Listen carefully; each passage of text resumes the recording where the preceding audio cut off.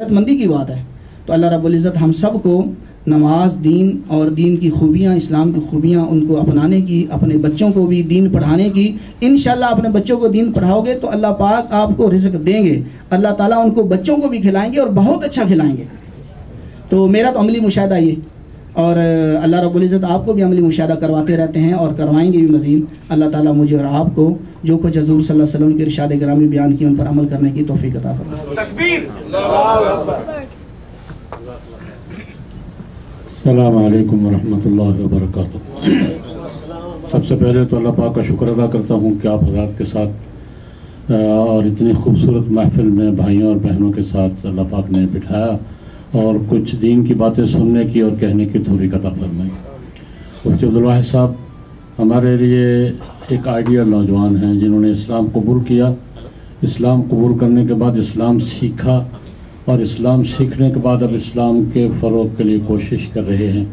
اللہ پاک ان کی محنتوں کو قبول فرمائے اور ان کے عزائم کو قبول فرمائے. میں لمبی بات نہیں کروں گا، صرف حاضری اور شرکت کے لیے ایک بات عرض کرنا چاہوں گا، یہ کہ شعبان تقریباً نصف سے زیادہ گزر چکا ہے اور رمضان المبارک آ رہا ہے. رمضان المبارک قرآن پاک کا مہینہ ہے. ہم اس میں قرآن پاک پڑھیں گے، سنیں گے. قرآن پاک کا اعزاز ایک تو یہ ہے جو مولانا بیان فرما رہے تھے کہ قرآن پاک واحد کتاب ہے جو یاد ہوتی ہے، یاد رہتی ہے اور بیک وقت لاکھوں انسانوں کے سینوں میں ہے. گزشتہ سال مجھے یہاں ہی کسی دوست نے بتایا ایک رپورٹ کے حوالے سے کہ دنیا میں قرآن پاک کے حافظوں کی تعداد اس وقت تقریباً 13 ملین ہے، 1,30,00,000 اور ہر وقت ہر لمحہ پھیلتی جا رہی ہے دائرہ. میں نے جنوبی افریقہ میں حفظ کے مدارس قرآن پاک یاد کراتے دیکھے ہیں. ابھی چند ماہ پہلے ہانگ کانگ گیا تو وہاں تقریباً 18 مدارس میں کو 800 بچہ قرآن پاک حفظ کر رہا ہے اور یہاں بھی کر رہے ہیں. یہ قرآن پاک کا اعزاز ہے کہ ہمارا حال پتلا ہوتا جا رہا ہے اور قرآن پاک کا دائرہ پھیلتا جا رہا ہے. یہ قرآن پاک اللہ پاک کا کلام ہے. ہم قرآن پاک پڑھیں گے، قرآن پاک کے ساتھ برکت حاصل کریں گے، قرآن پاک کے ساتھ اللہ کا قرب حاصل کریں گے. لیکن میں بطور میسج کے 2 باتیں کہنا چاہتا ہوں. رمضان اللہ پاک روزے رکھنے کی توفیق عطا فرمائے، قرآن پاک زیادہ سے زیادہ پڑھنے کی توفیق عطا فرمائے. لیکن قرآن پاک کا اصل ایجنڈا کیا ہے؟ ایک تو میں اس پہ غور کیتا ہوں. ہم قرآن پاک پڑھتے بھی ہیں، ثواب بھی حاصل کرتے ہیں، برکت بھی حاصل کرتے ہیں، شفا بھی حاصل کرتے ہیں، سب کچھ ٹھیک ہے. قرآن پاک کے ساتھ ہمیں اللہ پاک بہت نوازتے ہیں. لیکن قرآن پاک کا اصل ایجنڈا کیا ہے؟ قرآن پاک کا اصل سبجیکٹ کیا؟ قرآن پاک آیا کیوں ہے؟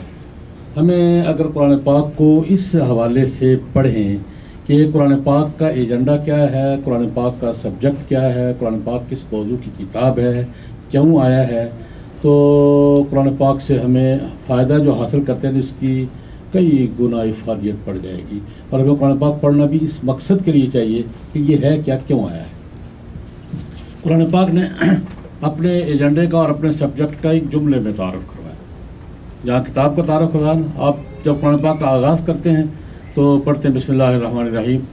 سورہ فاتحہ پڑھنے کے بعد الف لام میم ذالک الکتاب لا ریب فیہ، پہلے تعارف کروایا کہ یہ کتاب ہے جو شک و شبہ سے بالا تر ہے. اور لیکن اس کا سبجیکٹ کیا ہے؟ ہدی للمتقین. یہ گائیڈنس بک ہے، رہنمائی کی کتاب ہے. اس لیے تاکہ ہم اپنی زندگی میں سے رہنمائی حاصل کریں، اس سے پوچھیں کہ زندگی کیسے گزارنی ہے. یہ ہدی للناس بھی ہے، ہدی للمتقین بھی ہے. دونوں جگہ قرآن پاک کا ذکر ہے. ایک جگہ کا ہدی للناس کہ اپنے خطاب کے اعتبار سے، گفتگو کے اعتبار سے یہ ہدی للناس ہے، اور فائدہ اٹھانے کے اعتبار سے ہدی للمتقین ہے. اس سے فائدہ متقین اٹھائیں گے، فائدہ ایمان لانے والے اٹھائیں گے. ظاہر بات ہے جو یقین رکھے گا وہی فائدہ اٹھائے گا. لیکن خطاب اس کا سب نسل انسانی کے لیے ہے. تو میں پہلی بات یہ کہنا چاہوں گا کہ ہمیں قرآن پاک کا مطالعہ گائیڈنس بک کے طور پہ کرنا چاہیے. یہ ہماری رہنمائی کی کتاب ہے، ہمیں زندگی کا سلیقہ بتاتی ہے. جناب نبی کریم صلی اللہ علیہ وسلم نے جس طرح ہمیں زندگی کا سلیقہ دیا، اس کی چھوٹی چھوٹی جھلک مولانا عبدالواحد صاحب نے آپ سے ذکر کی ہے کہ چھوٹی چھوٹی باتوں میں بھی ہماری بھلائی ہے، ہماری رہنمائی ہے. تو میں تفصیل میں جائے بغیر صرف یہ عرض کرنا چاہوں گا کہ ہمیں قرآن پاک کو بطور گائیڈنس بک کے ہدی للناس ہدی للمتقین، یہ قرآن پاک اللہ کا کلام ہے. اللہ کا میسج ہے، ہماری رہنمائی کے لیے ہے۔ اس نیت سے ہمیں قرآن پاک پڑھیں گے تو قرآن پاک سے ہمیں رہنمائی ملے گی اور برکات بھی ملیں گی، برکات ثواب اجر تو ملے گا ہی، ہمیں رہنمائی بھی ملے گی۔ دوسری بات میں یہ عرض کرنا چاہوں گا، دیکھیں ہم دنیا میں رہتے ہیں اور انسان میں اللہ پاک نے تجسس رکھا ہے کہ دیکھتا ہے یہ کیا چیز کیا ہے، کیوں ہے۔ یہ سارا ارتقاء اور ساری ترقی اور ساری سائنس اور سارا انسانی سوسائٹی کا آگے بڑھنا اس تجسس پر ہے کہ انسان ہر چیز کو سوچتا ہے یہ کیا چیز ہے، کیوں بنی ہے، کس نے بنائی ہے، کیا کیا ہے۔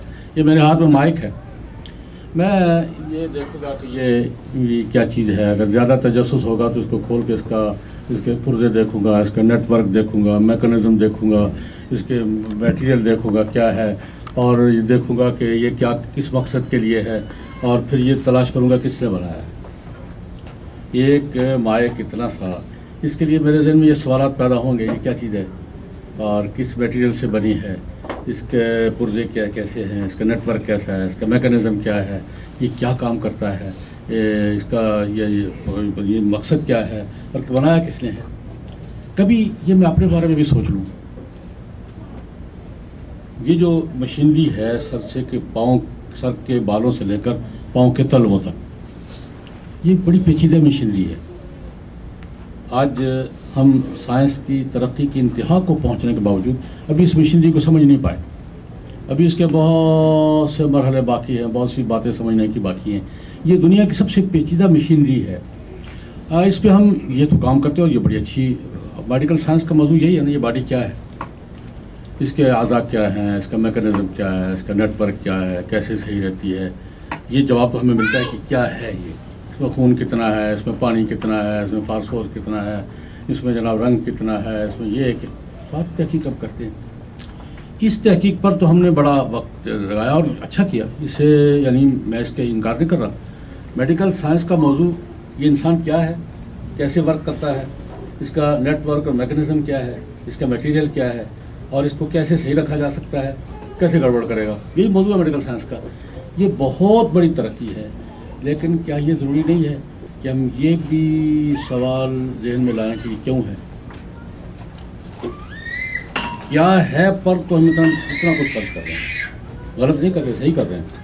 یہ کیا ہے، ہماری ساری ریسرچ کس پر ہے، یہ کیا ہے، لیکن کیوں ہے، اس کا ایجنڈا کیا ہے، کس نے بنایا کس نے ہے، کیوں بنایا ہے۔ یہ دو سوال بھی ہمارے ذمہ ہیں کہ ہم یہ دیکھیں کہ یہ مشینری کس نے بنائی ہے۔ ویسے تو مشینری نہیں بن جاتی، یہ مائک ویسے نہیں بنا، یہ گلاس ویسے نہیں بنا، یہ میز ویسے نہیں بن گیا، کسی نے بنایا ہے کسی نے، اور بنانے والے کے ذہن میں اس کا ایک پروگرام تھا کہ یہ کیا کام کرے گا، اس کے بعد بیٹھیں گے، اس پہ کھانا کھائیں گے، اس پہ یہ کریں گے، یہ اس کا پرپز یہ ہے، اس کا مقصد یہ ہے۔ ویسے تو چیزیں نہیں بن جاتی، یہ چھوٹی چھوٹی چیزیں، یہ رومال چھوٹا تھا، کسی نے بنایا تو بنایا، اور اس کے ذہن میں ایک مقصد تھا کہ یہ استعمال ہوگا صفائی کے لیے، ہاتھوں کی صفائی کے لیے، منہ کی صفائی کے لیے، ٹیشو کے طور پر استعمال ہوگا، یہ مقصد تھا اس کا۔ مجھے کس نے بنایا ہے، کیوں بنایا ہے، اس کا جواب قرآن پاک دے گا۔ کیا ہے، اس کا جواب آپ کو میڈیکل سائنس دے گی،